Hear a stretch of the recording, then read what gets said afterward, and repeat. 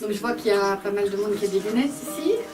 Si je vous demandais d'enlever vos lunettes et que je vous demandais de lire au tableau, ben, vous seriez pas content, vous râleriez, vous essayeriez de trouver des stratégies de contournement en vous rapprochant, en plissant les yeux, donc ce serait fatigant. Ben, en gros, voilà, c'est ce que vivent les dyslexiques qui essayent d'apprendre à lire.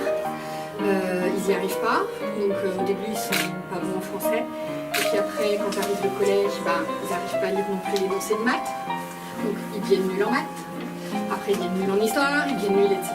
Et puis ça peut aller jusqu'à des difficultés graves d'intégration, d'exclusion. Donc ça fait des parents désespérés, qui ont peur pour l'avenir de leurs enfants, qui demandent aux enseignants des solutions, puis les enseignants ils disent oui mais moi je veux pas faire double classe, je veux le même outil pour tout le monde. Après ils demandent à des orthophonistes. Alors les orthophonistes, ben, ils bricolent, ils essayent, ils prennent leur crayon couleur, ils essayent d'aménager le confort du texte, ils essayent de trouver des solutions pour que ça dure au-delà de la séance, pour donner envie, pour motiver, parce que la motivation c'est une clé. Et donc ils essaient de trouver des solutions ludiques, voilà. Et ben Moby10, c'est tout ça. Bonjour Marion Berthaud. Bonjour. Vous êtes cofondatrice de Moby10, mais c'est quoi Moby10? Alors Moby10, c'est un concept de livre numérique sur tablette pour les dyslexiques. Et ce concept, en quoi est-il original? En fait, il s'agit d'aider, de faciliter la compréhension et le déchiffrage de chaque mot. Le dyslexique, il a un trouble de l'apprentissage de la lecture. Donc il a du mal à apprendre à lire. Il n'apprend pas par les mêmes façons que nous, on apprend à lire. Et donc du coup, on va lui donner des aides pour qu'il déchiffre mieux. Et c'est des aides d'accessibilité numérique. Des sortes de béquilles. Alors ces béquilles, en quoi elles consistent dans le projet lui-même, dans le logiciel lui-même, dans l'application? Alors ces béquilles, elles peuvent être au niveau de l'ergonomie, c'est-à-dire qu'on va par exemple, un dyslexique, il va lire tout le temps la même phrase, ou alors il va sauter 3 lignes après. Donc on va aller utiliser des trames alternées qui vont permettre à l'œil de se repérer. Ou alors il va avoir des problèmes de distinction, de confusion de lettres ou de lettres qui se baladent dans le mot. Alors on va aller lui mettre les syllabes dans des couleurs différentes. Ou alors il va avoir du mal à comprendre un mot, il va buter sur un mot. Donc quand il va toucher le mot, il va l'entendre. Donc il va comprendre ce que ça veut dire. Et s'il ne comprend pas, il pourra accéder à une définition. Donc tout ça, c'est ce qu'on appelle nous les béquilles numériques qui vont venir en fait faciliter le déchiffrage et la compréhension. Où en est votre projet? On a terminé l'étude de faisabilité là. Voilà, la viabilité a été confirmée. Les attentes du marché, en particulier des professions paramédicales, orthophonistes, orthoptistes, psychomotriciens, tout ça c'est validé. Par contre, on a levé des écueils technologiques importants. Donc, l'enjeu, c'est de faire un prototype et en parallèle, pour pas attendre, de développer un premier livre, mais qui ne sera que semi-béquillé, mais qui permettra quand même d'illustrer le propos. Donc, on lance une opération de crowdfunding à ce sujet. Et vous êtes installé ici, dans l'incubateur de l'école des mines de Nantes. Alors, pourquoi être venu ici? En fait, c'est pour pas rester seul. La solitude du créateur d'entreprise, c'est lourd.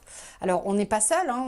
Moi, je travaille avec une orthophoniste qui s'appelle Nathalie Chappet, qui est fondatrice aussi de Moby10, orthophoniste depuis 17 ans. Elle est spécialisée en troubles spécifiques du langage. Mais pour autant, on reste toujours centré sur soi et quand on ne discute que de son projet, quelquefois on a du mal à lever le nez. Moi, je suis venue ici vraiment pour pouvoir être en contact avec d'autres créateurs, d'autres personnes qui avaient les mêmes problèmes que moi ou qui se posaient les mêmes questions de statut, de démarche commerciale, voilà. C'est ça que je venais chercher. Vous êtes à proximité d'une grande école d'ingénieurs. Est-ce que ça apporte? Ah oui. 4 étudiants de l'école des mines vont venir rejoindre le projet pour un temps court, pour lever justement un de ces écueils techno, nous faire un petit développement. On travaille aussi en partenariat avec le LINA, le laboratoire informatique de Nantes, dont certaines équipes sont à l'école des mines. Donc nous, ce ne sera pas avec ces équipes-là, c'est d'autres équipes, sur le traitement automatique du langage naturel. Donc voici par exemple des exemples de béquilles, les fameuses béquilles dont je vous parlais.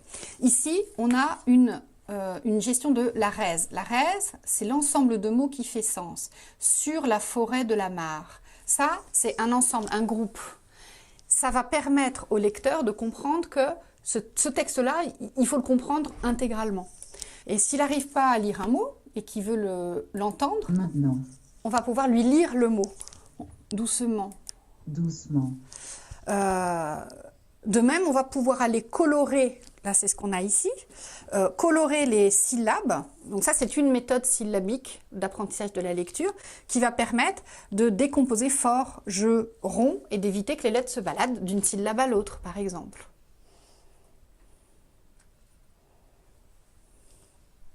Une autre béquille, ici, où là, on va utiliser ce qu'on appelle une fenêtre de lecture. Ces grosses mains semblent faites exprès pour tenir ces outils. Mais voilà, il commence à faire froid. Donc là, l'idée, c'est d'aider l'œil du lecteur à suivre, à avoir le focus, l'attention à l'endroit où il faut lire. Tout ça, ce sont des fonctionnalités qui aujourd'hui existent et que nous, on souhaite mettre à disposition du livre. Il ne s'agit pas tant de faire des livres dédiés aux 10, il s'agit de leur permettre de lire. Vous avez des contacts avec l'Éducation nationale? On aimerait. Ce serait vraiment le rêve, la cible, de rentrer sur l'éducation nationale. Les professionnels avec qui on en parle nous disent que incontestablement l'outil pourrait intéresser l'éducation nationale. Donc d'abord, on va proposer de valider l'outil par des tests cliniques à des orthophonistes, mais ce serait super si on pouvait rentrer dans l'éducation nationale. Ouais. Merci beaucoup, Marie-Roberto. Merci à vous. On va lire